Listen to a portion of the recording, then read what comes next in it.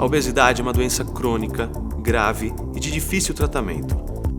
Como tal, necessita de tratamentos efetivos, controle e supervisão por toda a vida. Infelizmente, o arsenal terapêutico para controle clínico medicamentoso conservador é extremamente pobre e ineficiente. Além de representar um grande problema por si só, a obesidade, principalmente nas suas formas mais graves, é responsável por inúmeras outras doenças que causam limitações e aumento no risco de morte. Entre elas destacam-se o diabetes tipo 2, a hipertensão arterial, o aumento do colesterol e triglicerídeos, a apneia do sono, artroses, além de diversos tipos de câncer. Além dessas enfermidades, que podem causar grande sofrimento físico, a obesidade também acarreta inúmeras limitações que roubam a qualidade de vida das pessoas. A cirurgia deve ser encarada como um dos passos rumo a uma vida mais plena e saudável. Está amplamente estudada e documentada no mundo todo como a forma mais segura e eficaz de tratar a obesidade severa. Nos próximos minutos, pretendemos mostrar quais são as etapas para percorrer todo o caminho, do pré ao pós-operatório tardio, compartilhando informações importantes para um tratamento seguro, eficaz e confortável.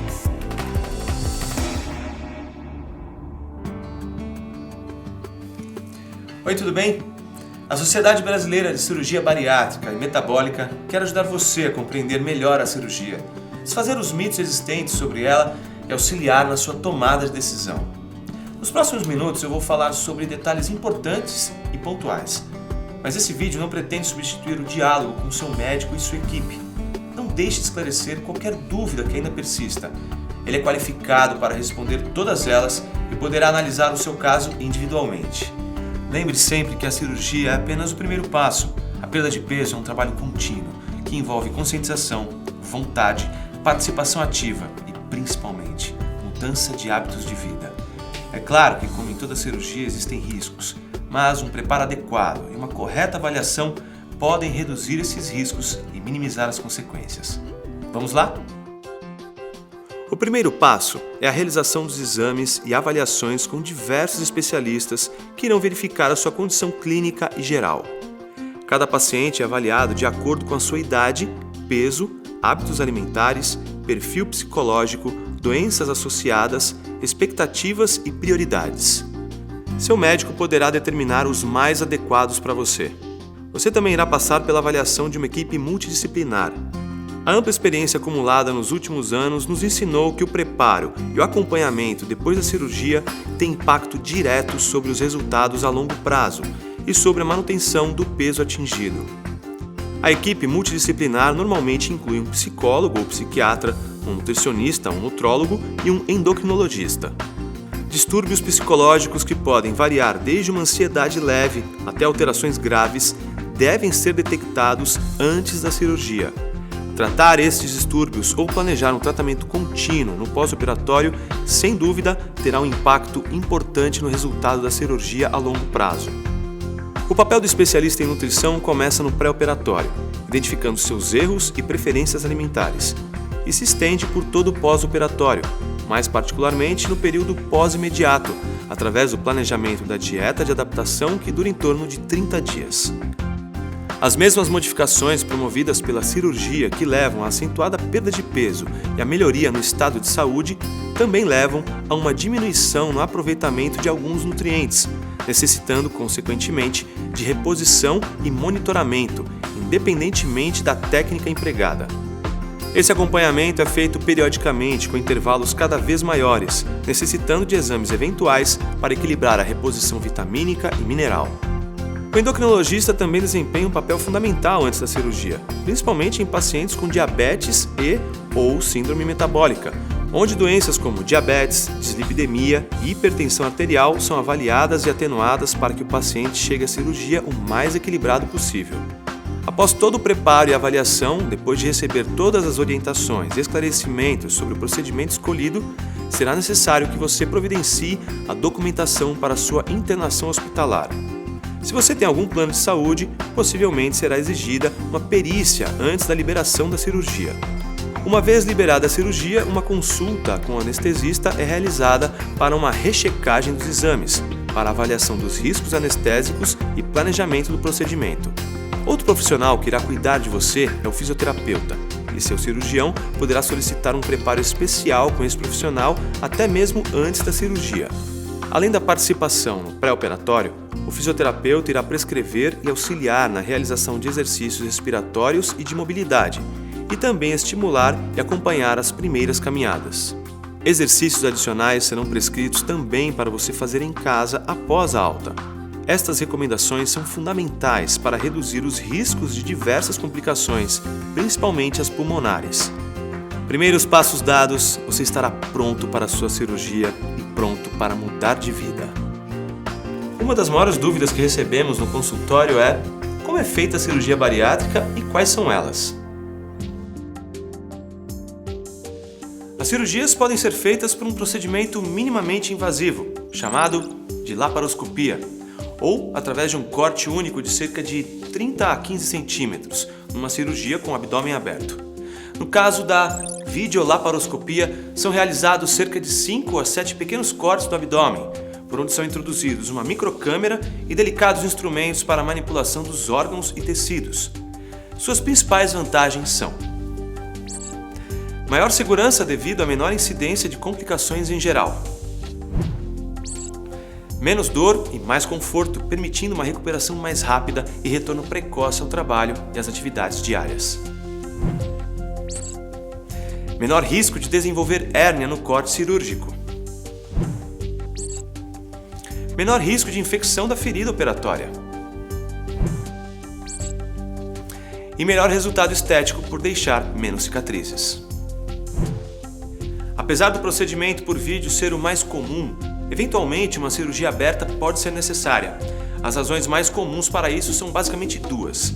A primeira, cirurgias abdominais prévias ou fígados muito grandes devido à obesidade e à esteatose muito grave. E a segunda, intercorrências cirúrgicas e anatômicas que comprometam a perfeita identificação e manipulação dos órgãos. Quando isso ocorre por uma questão de segurança do paciente, um procedimento começado por videolaparoscopia pode ser convertido ou transformado numa cirurgia a céu aberto. Essa decisão é tomada pelo cirurgião no momento da cirurgia, mas sua ocorrência é extremamente rara. Existem 4 técnicas reconhecidas pelo Conselho Federal de Medicina e pelo Ministério da Saúde. Dessas, a banda gástrica ajustável, também conhecida como cirurgia do anel, e a cirurgia de Scopinaro, onde se encurta muito o trajeto do alimento no intestino, dificultando a absorção. São feitas muito raramente e utilizadas em situações de extrema exceção. As outras duas são o bypass gástrico e a gastrectomia vertical, que são realizadas rotineiramente no Brasil em grande quantidade. Então, vamos nos ater aqui a essas duas últimas. O bypass gástrico, também conhecida como cirurgia de Fob Capella, devido ao nome de alguns de seus idealizadores, é a cirurgia mais realizada no Brasil e a com maior número de pacientes já operados no mundo. Consiste na criação de um pequeno estômago que, desviado para um ponto do intestino delgado, encurta o trajeto dos nutrientes até a porção final do mesmo, chamada de íleo. O estômago fica então dividido em 2 partes, uma menor, por onde o alimento irá transitar, e outra maior, que ficará isolada, mas que ainda produz sucos digestivos que irão se encontrar com o alimento mais adiante e auxiliar no processo de digestão e absorção. Complicações relacionadas a esta parte isolada do estômago são muito raras e não trazem nenhuma consequência, a não ser a dificuldade em visualizar esse segmento em uma endoscopia. No passado, pensava-se que os mecanismos que levavam à perda de peso nessa cirurgia eram apenas pela redução do estômago, causando limitação na ingestão e dificuldade na absorção dos alimentos. Hoje, sabemos que é muito mais do que isso. Diversos hormônios produzidos no aparelho digestivo se modificam e contribuem para a redução da fome e da saciedade. Existe, por exemplo, um hormônio responsável pela fome, chamado grelina. Ele é produzido em todos os segmentos do trato digestivo, mas em maior quantidade no estômago. Quando isolamos ou retiramos a parte do estômago que produz a grelina, o paciente fica sem fome. Isso é mais intenso no início, mas com o tempo outras partes do intestino vão retomando a produção, o que faz com que a pessoa vá diminuindo a perda de peso e se mantenha saudável. Ao contrário da fome, existe a saciedade, que é o gatilho que nos faz parar de comer e permanecer saciado.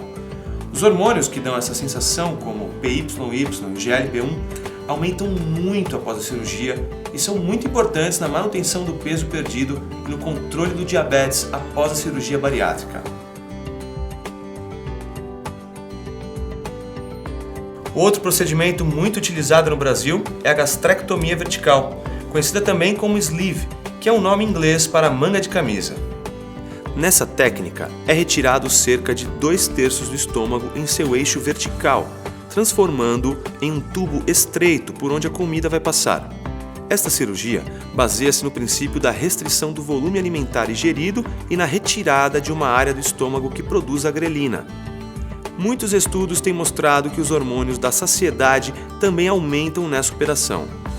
Esta cirurgia também apresenta suas vantagens. É um procedimento mais simples e mais rápido, com risco cirúrgico um pouco menor e com menos necessidade de suplementação vitamínica, sendo uma boa escolha para pacientes com anemia crônica ou osteoporose grave, por preservar a absorção da primeira porção do intestino. Entretanto, pessoas que têm doença do refluxo gastroesofagiano importante, apresentando azia e queimor no estômago com frequência, deverão evitar esta cirurgia por ela ter um potencial de acentuar esses sintomas e piorar o refluxo.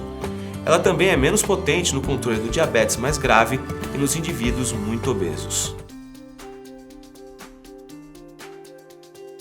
Toda cirurgia pode apresentar riscos, inclusive de vida. Atualmente, o risco de uma fatalidade na cirurgia é quase o mesmo de uma cesariana ou de uma cirurgia de apêndice, em torno de 0,1%, ou um caso para cada 1.000 pessoas operadas. Problemas e complicações também não são comuns, podendo ocorrer em torno de 1 a 2% dos casos. Dentre elas, as que mais preocupam são a trombose venosa, que é o entupimento das veias, aumentando a chance de embolia pulmonar e outras alterações pulmonares. As fístulas, que é quando há um vazamento do conteúdo do estômago ou intestino pelas costuras e grampeamentos feitos na cirurgia. Os sangramentos e as hérnias e obstruções do intestino. A boa notícia é que a incidência dessas complicações é muito baixa, para não dizer raras. Além de adotarmos diversas medidas para preveni-las, dispomos de recursos para resolver quase todos os problemas. É claro que quando ocorrem, trazem angústia e inconvenientes, mas isso é o imponderável da medicina e do tratamento de doenças graves, como a obesidade. A colaboração do paciente é fundamental para o sucesso do procedimento. Fazer corretamente a fisioterapia, ficar ao máximo fora da cama, obedecer o jejum e a dieta prescrita ajuda a evitar várias complicações. Quando a cirurgia terminar, você acordará com o anestesista conversando com você. Assim que ele julgar possível, você irá para uma sala de recuperação anestésica e só será liberado para ir para o quarto quando preencher parâmetros de segurança pré-determinados. Como em qualquer cirurgia, o repouso por algumas horas vai ajudar seu corpo a eliminar os medicamentos anestésicos. Após esse tempo, é bom sentar-se na cama por alguns minutos para não ter o risco de sentir tontura ao se levantar. Posteriormente, você já poderá caminhar, ir ao banheiro e ficar sentado na poltrona do quarto. É importante não ficar o tempo todo na cama, ajudando a evitar complicações. Em alguns casos especiais, um dreno é deixado próximo à região das costuras, que deve funcionar como um sentinela para ver se tudo corre bem por lá.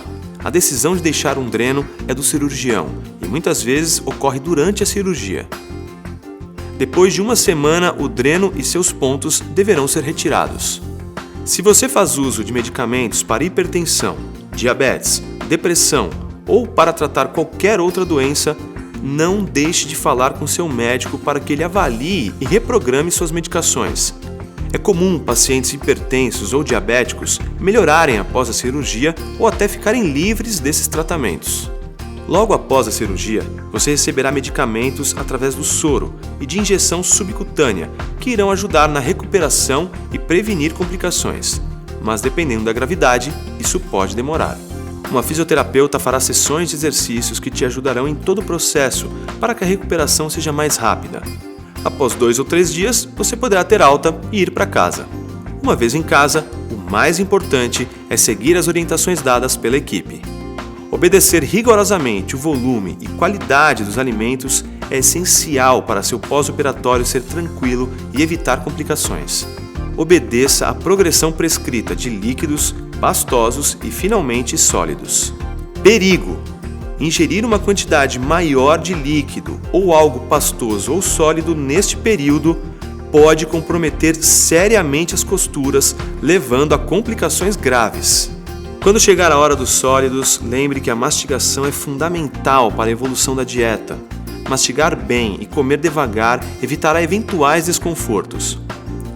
Depois de um mês da realização da cirurgia e da avaliação da nutricionista, você poderá evoluir a dieta verificando sua aceitação aos alimentos.